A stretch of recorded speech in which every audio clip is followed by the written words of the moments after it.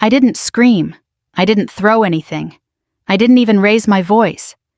I just sat in my car outside a pediatric clinic in Charleston watching my husband of 10 years carry 2 toddlers to a black SUV, and I heard both of them call him Daddy. My hands were steady on the steering wheel. My heart somehow was steadier. Because in that moment I already understood something that would take my husband 3 more weeks to figure out. I was done crying over things I couldn't control. I was only interested in the truth now, and the truth I would soon learn went back 4 years. My name is Lily Montgomery. I'm 38 years old, and I've spent nearly 18 years in the United States Army, most of them as an officer people describe when they think I can't hear them as unreadable. I don't take that as an insult. In my line of work, calm isn't a personality trait, it's a survival skill. I learned a long time ago that the people who fall apart out loud are rarely the ones who make it through. So I don't fall apart out loud. I fall apart quietly, in places no one else gets to see, and then I get back up and do what needs to be done. Ethan and I met before I ever put on a uniform. I was 24, fresh out of my first deployment training, and he was this easy, warm, unhurried guy who worked construction estimates for a firm in Colombia. He used to tell people that he fell for me because I was the only woman who'd ever out-argued him about barbecue sauce and won. I fell for him because he made silence feel comfortable instead of empty. That's rarer than people think. We got married when I was 28. 10 years now this past spring. 10 years of deployments and homecomings of him learning to sleep with the television on because the quiet bothered him when I was gone, of me learning to come home and slowly remember how to be soft again. We never had children. 4 rounds of IVF, 2 miscarriages. I still don't talk about with anyone, and finally a doctor in Fort Bragg who sat us down and said the word unlikely in a tone that made it sound final.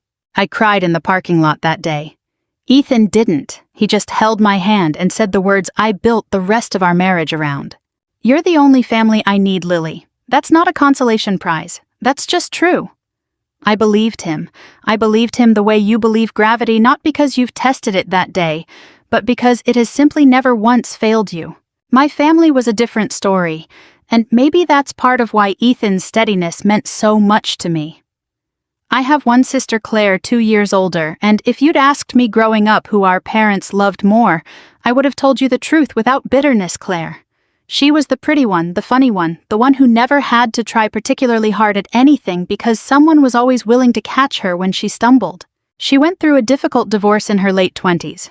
Nothing unusual, just an incompatible marriage that ended the way most incompatible marriages do, and after that she seemed to exist in a permanent state of needing something. Money for a car repair, help with a security deposit, a loan that was always just until next month. I gave it to her.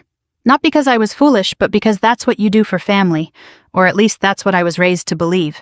I sent money when I could. I helped my parents cover their property taxes twice. I paid for repairs on Claire's apartment after a pipe burst and her landlord wouldn't budge.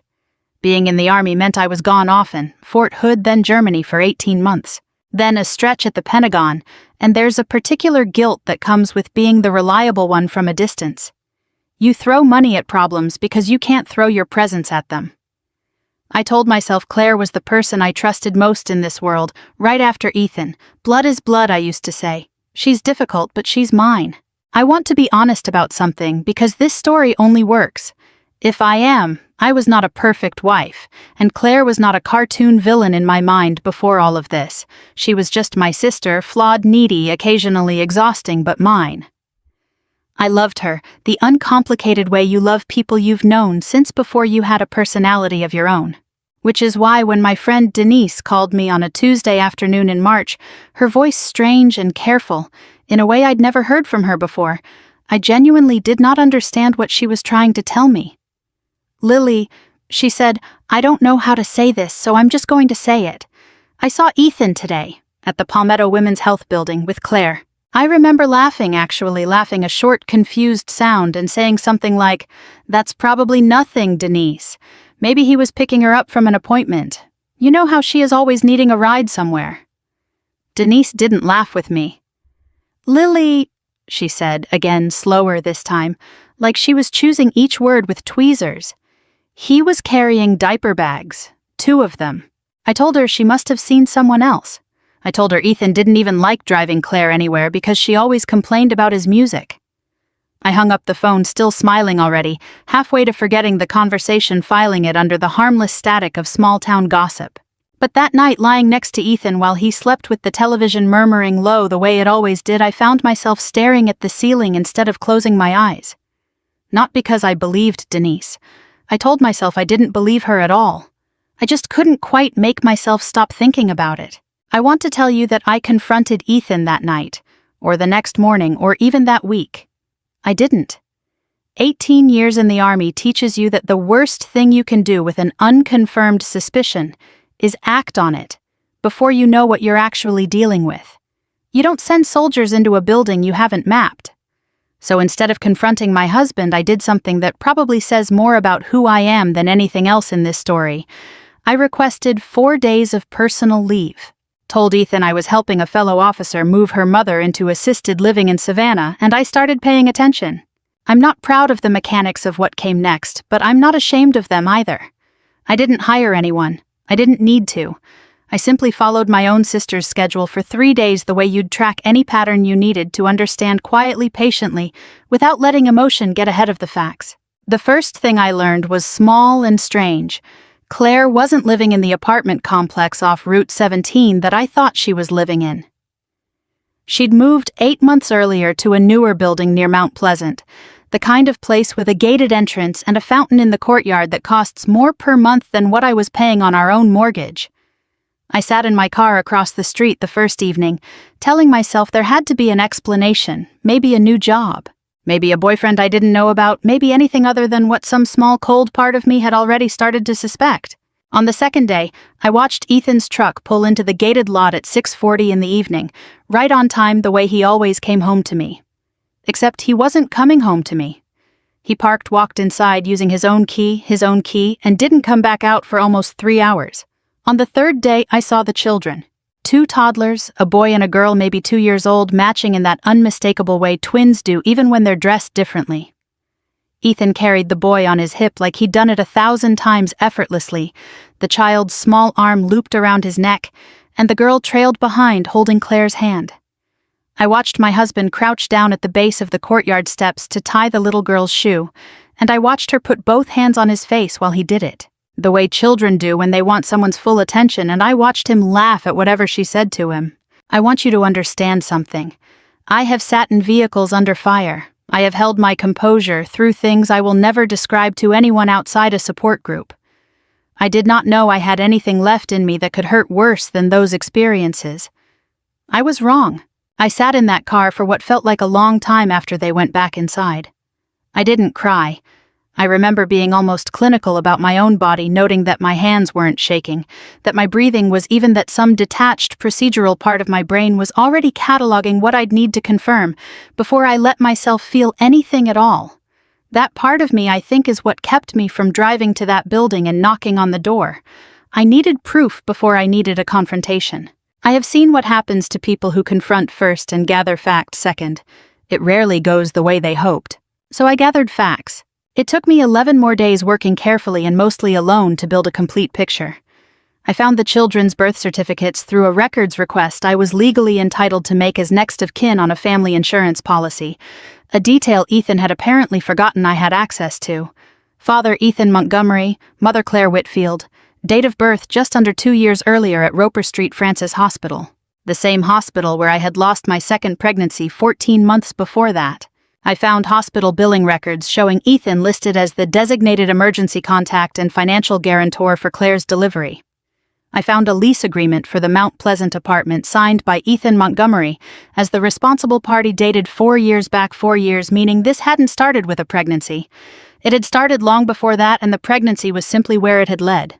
I sat with all of it spread across the passenger seat of my car outside a coffee shop in North Charleston, and I did not scream, and I did not call him, and I did not call my mother. I sat there for almost 2 hours doing something that surprised even me, nothing at all. Just sitting, just breathing, just letting a decade of my life quietly rearrange itself into something I no longer recognized.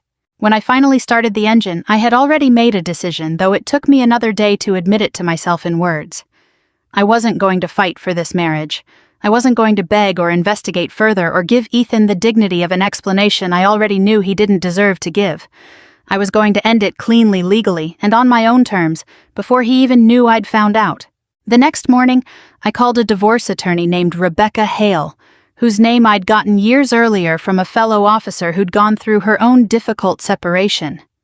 I remember Rebecca's voice on the phone, brisk and unbothered, asking when I could come in. "Whenever you're free," I told her. "I'm not in a hurry, but I am done waiting." Rebecca Hale's office was on the second floor of a converted house near the historic district, all exposed brick and quiet efficiency. And when I sat down across from her that first Thursday morning, she didn't ask me how I was feeling. She asked me what I had documented. I respected her immediately for that. I wasn't there for comfort. I was there for a plan. "Before we file anything," she told me, "we protect what's yours, quietly, no sudden moves that tip him off." You'd be amazed how many people announce their intentions before they've secured a single asset and then spend the next 2 years fighting for things they should have locked down in week 1. So that's what I did. Over the following 3 weeks, I moved through my own marriage like I was conducting reconnaissance on a target I already understood better than they understood themselves. I opened a separate account at a different bank and began quietly redirecting my own military pay into it. I photographed and backed up every joint financial statement I could access, checking accounts, the mortgage, 2 credit cards, a home equity line I hadn't even known Ethan had opened 18 months earlier. I saved emails. I saved text message threads I found still logged into an old tablet. Ethan rarely used an oversight on his part that would end up mattering more than either of us could have guessed. What I found laid out across those documents wasn't just an affair. It was an entire second life, funded quietly and consistently for 4 years, using money that I had believed was building our shared future. The Mount Pleasant apartment, nearly $2,000 a month every month for 4 years. A car, a newer SUV purchased 18 months earlier and registered in Claire's name but paid through an account Ethan controlled. Tuition for a certification program Claire had gone back to school for, which I now understood had less to do with career advancement and more to do with keeping her occupied and financially dependent in exactly the way Ethan wanted her to be. Medical bills, child care, an entire secret household running parallel to ours paid for out of money I had earned lying in the dirt during field exercises and standing duty on Christmas mornings so someone with kids at home could be with their family instead. And Claire, my sister, who I had wired $400 just 11 months earlier because she said she was between paychecks and embarrassed to ask, had been living in a courtyard apartment with a fountain in it, raising my husband's children, while occasionally still calling me to borrow money out of what I can only describe now as either audacity or habit. I genuinely don't know which is worse. Maybe they're the same thing. Through all of this, Ethan never once behaved differently at home. That's the detail that still unsettles me most, more than the money, more than the children, more than the apartment. He still made coffee the same way every morning, still asked about my day, still fell asleep next to me with the television murmuring low. He was not a man racked with guilt, hiding a terrible secret. He was a man who had simply built 2 entirely separate lives and moved between them without apparent friction, the way some people move between time zones, a small adjustment and then business as usual. I used to wonder in the quiet weeks that followed whether that made him a good liar or just someone who had stopped seeing me as a person whose trust mattered. I still don't have an answer I'm fully satisfied with. Rebecca filed the divorce petition on a Monday. We'd agreed on the language carefully, irreconcilable differences, no mention yet of the affair, no mention of the children, nothing that would give Ethan room to spin a story before the facts spoke for themselves. I didn't want a messy public unraveling. I wanted something quieter, and I'll admit something colder. I wanted him to come home to a truth he couldn't argue his way out of. I moved my most essential belongings into a small furnished unit on base that week, the kind the Army keeps available for exactly these situations, though I doubt whoever designed the housing policy imagined it being used quite this way. I didn't call Ethan. I didn't text him.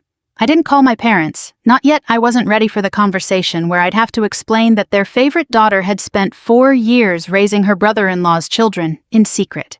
I simply packed a suitcase, left the rest of our shared life exactly where it stood, and set the divorce paperwork squarely in the middle of our kitchen table, weighted down with nothing but a single house key.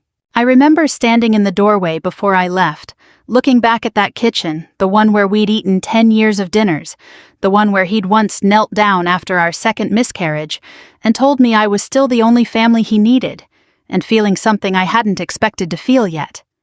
Not rage, not grief. Just a strange, clean stillness like a held breath finally released. I got in my car and drove away without looking in the rearview mirror. That evening, Ethan came home to an empty house and a folder of divorce papers sitting where his dinner should have been. My phone started ringing at 7:14 that evening. I know the exact time because I was sitting in my new sparsely furnished quarters on base staring at a blank wall, and I'd been watching the clock without quite meaning to. I let it ring. Ethan called 4 more times in the next 20 minutes, then switched to texting, first confused, then increasingly frantic. "Lily, what is this? Call me back. Is this a joke? Where are you, please? Just talk to me. Whatever you think you know, it's not what you think." I didn't respond to any of it. I'd promised myself I wouldn't give him the satisfaction of an argument he could talk his way through. I know my husband knew him, I should say now, and I knew that if I gave him even one open phone call, he would find some angle, some explanation, some way of making the last 4 years sound like something other than what they were. Silence was the only weapon I had that he couldn't negotiate with. What I hadn't planned for was his mother. Diane Montgomery called me the next morning, and I almost didn't pick up. Diane and I had always gotten along. She was warm in a slightly overbearing way, the kind of mother-in-law who called just to check in, and always remembered which foods I didn't like. I answered mostly out of respect for her, expecting an attempt to smooth things over on her son's behalf. Instead, her voice on the phone was shaking in a way I'd never heard from her. "Lily," she said, "I need to see you. Today, please." We met at a diner off Highway 17, a neutral place neither of us had ever been to before, the kind of location you choose specifically because it holds no memories that could ambush you. Diane was already seated when I arrived, and she looked like she'd aged 5 years overnight. Pale, hollow around the eyes, hands wrapped so tightly around her coffee cup that her knuckles had gone white. She didn't waste time on pleasantries. She reached into her purse, pulled out the folded divorce papers Ethan had apparently given her a copy, or she'd found them. I never fully clarified which, and set them on the table between us like they were something dangerous. "Lily," she said, "I have to ask you something, and I need you to be honest with me, please." "Of course." "Did you know about the children? About Claire? Did Ethan ever tell you?" I looked at her for a long moment before answering, trying to understand what exactly she was asking me, because something in her tone suggested this wasn't the question I expected. "No," I said finally. "I found out 3 weeks ago. On my own. He never told me anything." Diane's face went the color of the paper napkin between us. "Wait," she whispered. "Wait. He never told you." "Told me what, Diane?" She sat back in the booth like the air had been let out of her, and when she spoke again, her voice had the particular hollowness of someone realizing in real time that a belief she'd carried for years had been built on nothing at all. "Lily, we all thought you knew. All of us. Ethan told the whole family years ago that after everything you two went through, the miscarriages, the treatments, all of it, you and he had made a decision together. That since you couldn't carry a child, and since family meant everything to both of you, you'd agreed that that she would carry children for the two of you to raise. That it was your idea, even. He said you'd asked her yourself." I remember the sound of the diner around me going strange and distant like I was hearing it through water. "He told you I asked Claire to have his children. He told all of us that. My husband, my sisters, everyone. He said you didn't want it discussed openly because it was painful for you, that you needed privacy around it, and that we should never bring it up unless you did first. That's why no one ever said anything to you. That's why no one ever asked. We thought we were respecting your wishes, Lily. We thought we were protecting you." Her voice cracked. "We had no idea. God help me, we had no idea he was lying to every single one of us. To you most of all." I sat there absorbing something that reframed 4 years of family gatherings I'd attended, without a single hint that anyone knew anything. The holiday dinners where Diane had occasionally carefully avoided certain topics. The moments I'd caught what I thought were sympathetic glances from Ethan's aunts, glances I'd assumed were about my fertility struggles in general, never once suspecting they were about children who already existed being raised in secret by my own sister. Diane reached across the table and took my hand, and for a moment neither of us said anything at all. "You were betrayed by your husband," she finally said, in a way I don't think I have words for. "And I am so sorry my family let it happen without ever questioning him. That ends now. Whatever you need from me, testimony records anything you have it. You were always the daughter I wanted, Lily. Not because of blood, because of who you are." I didn't cry in that diner, though I came closer than I had in weeks. What I felt instead was something sharper and more useful than grief clarity. Ethan hadn't simply cheated and hidden it. He'd constructed an entire cover story to make his own family complicit in protecting his secret, using my own infertility, the most painful chapter of my life, as the explanation that kept anyone from asking questions. That wasn't an affair anymore. That was architecture. And now that I understood the blueprint, I knew exactly how to take it apart. I didn't go after Ethan with anger. Anger is loud, and loud things are easy to dismiss as emotional, unreliable, easy to paint as a wounded wife lashing out. I'd spent 18 years learning that the quietest person in the room is usually the one holding the most dangerous information. So, when Rebecca and I decided it was time to bring everything into the open, we didn't do it with a scene. We did it with a meeting. Rebecca arranged what she called a settlement conference, which was really just a carefully engineered room Ethan, his attorney Claire, and at Diane's insistence over Ethan's clear objection, both sets of parents. My mother and father sat stiffly on one side of the conference table, still not fully able to look at me, still processing what I'd told them only days earlier in a phone call I'd had to make twice because I kept losing my voice partway through. My mother had cried. My father had gone quiet in that particular way men of his generation go quiet when they don't have a script for what they're feeling. Claire walked in wearing a blazer, composed like she'd rehearsed her posture in a mirror. I remember thinking almost clinically that she still hadn't fully understood what was coming. Rebecca laid it out plainly and without theatrics. The lease, the vehicle registration, the tuition payments, the hospital billing records naming Ethan as guarantor, the joint account withdrawals itemized and dated 4 years of quiet financial betrayal, converted into a spreadsheet that made the abstraction of an affair into something concrete and undeniable, actual numbers, actual dates, actual dollars that had come out of a life I'd believed we were building together. Claire tried to speak first. It's not what it looks like on paper. I love him. I've loved him for years. It wasn't about money, Lily. It was never about the money. It doesn't matter what it was about, I said. It was the first thing I'd said directly to her since this began, and my voice came out steadier than I expected. It matters what it cost, and it cost me 4 years of a marriage I thought was real using money I earned while you took more from me on top of it and called it borrowing. She flinched at that. I watched her flinch and felt nothing satisfying about it, which surprised me. I'd expected some flicker of vindication. Instead, I just felt tired. The particular exhaustion of watching someone you loved reveal they'd never fully existed the way you thought they did. Ethan tried a different approach, the one I'd expected from the beginning, the reasonable, measured tone he used when he wanted to sound like the only adult in a room full of overreacting people. Lily, I know this looks bad, but you have to understand the situation I was in. You were gone constantly.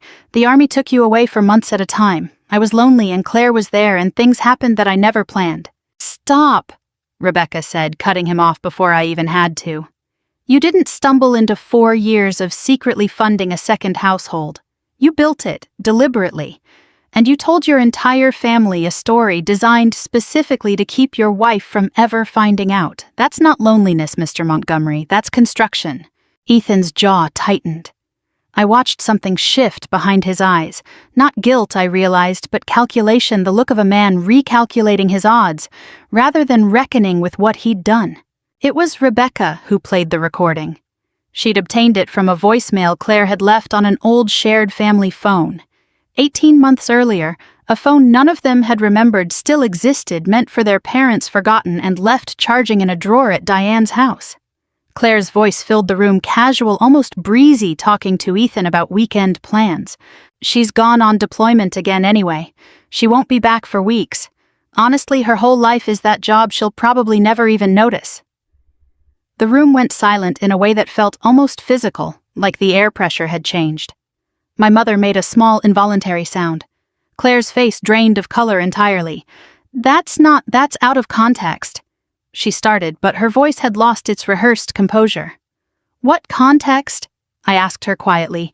"Makes that sentence sound different." She didn't have an answer. Nobody in the room did.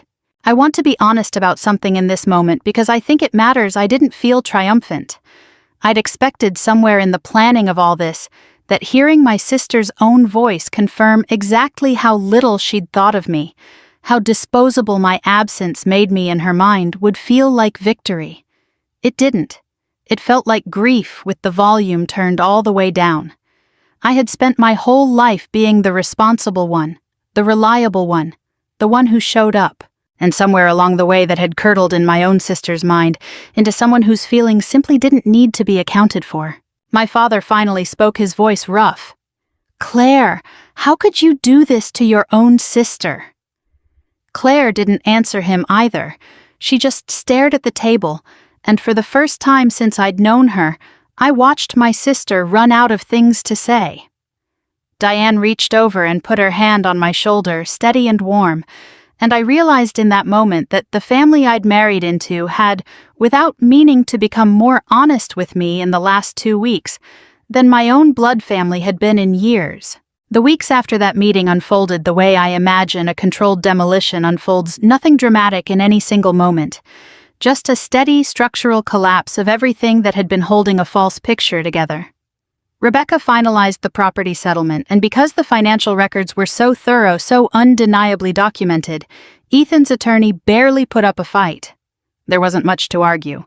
Numbers don't have a defense strategy. Ethan lost more than money, though the money was substantial, the house which had to be sold and split, the joint accounts, all of which I was entitled to a disproportionate share of once the court saw exactly how much had been diverted to fund Claire's household without my knowledge or consent. A retirement account he'd apparently hoped I'd forgotten existed. But the deeper cost, the one I don't think he anticipated, was social. Word travels fast in a family, and it travels even faster in a military community where reputation and trust aren't abstractions, they're operational necessities. Men I'd served alongside for years started treating Ethan's name when it came up at all the way you'd handle something contaminated. His own construction firm, I later heard, quietly eased him out of client-facing projects after a few uncomfortable conversations with people who'd heard the story secondhand and didn't love what it said about his judgment, let alone his character. Claire fared worse in some ways because she had fewer places left to retreat to. My parents, who had spent 30 years treating her as the daughter who could do no lasting wrong, found themselves unable to summon the same reflexive forgiveness this time. My mother told me in a phone call, thick with things she couldn't quite say directly, that she felt like she was grieving a version of Claire that had never actually existed, the version she'd spent decades protecting, the version who, it turned out, had been capable of something. This deliberate, this sustained, this indifferent to the sister who'd wired her rent money out of love just months before all of this came to light. Diane remarkably became something I never expected, an ally, and eventually something closer to family than the family I'd been born into. She called me every week sometimes just to talk, sometimes to apologize again for things that weren't hers to apologize for. "You were always the daughter I wanted," she told me once, sitting across from me at that same diner off Highway 17. "Not because you're perfect, because you never once in 10 years gave me a reason to doubt who you were." That's rarer than people think. Ethan and Claire, in the meantime, did something I found almost darkly fascinating to watch from a distance. They turned on each other.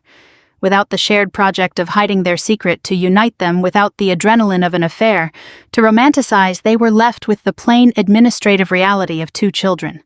A custody arrangement neither had planned for publicly, and a mountain of legal and financial consequences that required them to actually function as co-parents instead of secret lovers. Claire. I heard through Diane began telling people that Ethan had pressured her into the relationship in its early years, that she'd been young and impressionable, and he'd taken advantage of a vulnerable moment after her divorce. Ethan, for his part, started telling a version of events where Claire had pursued him relentlessly for years, and he'd simply been weak. Neither story, as far as I could tell, was entirely true. Neither was entirely false either. That's usually how it goes with people who've spent years lying to everyone else. Eventually they start needing new lies just to live with themselves. I didn't involve myself in any of it. I'd said what I needed to say in that conference room, and I found somewhat to my own surprise that I didn't need to say anything further.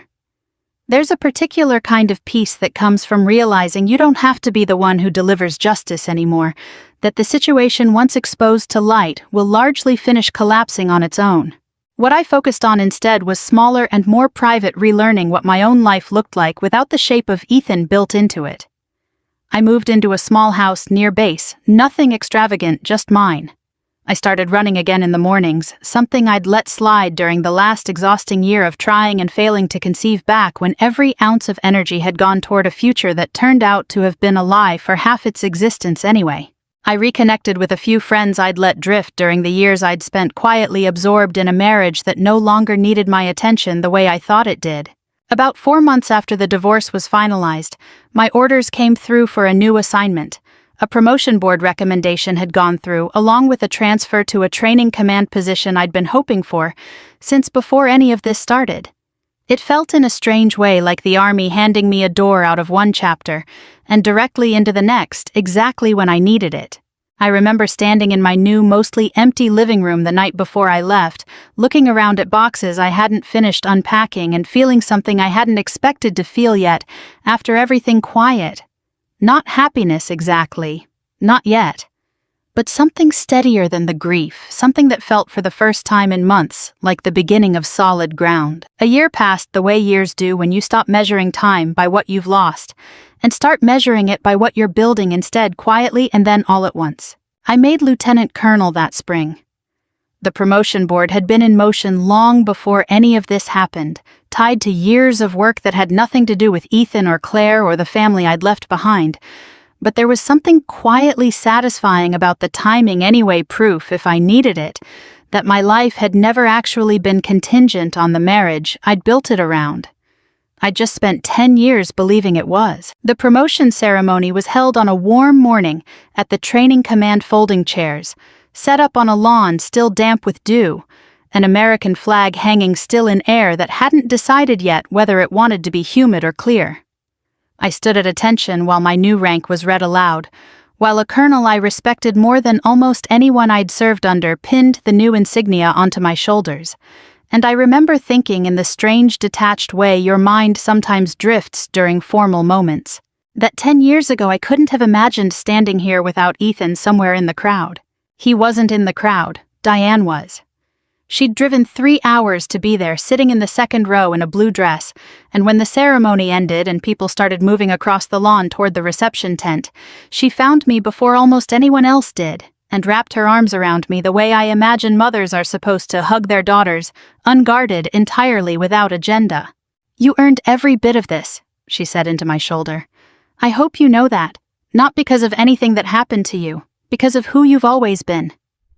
"I know," I told her, and I found somewhat to my own surprise that I actually meant it.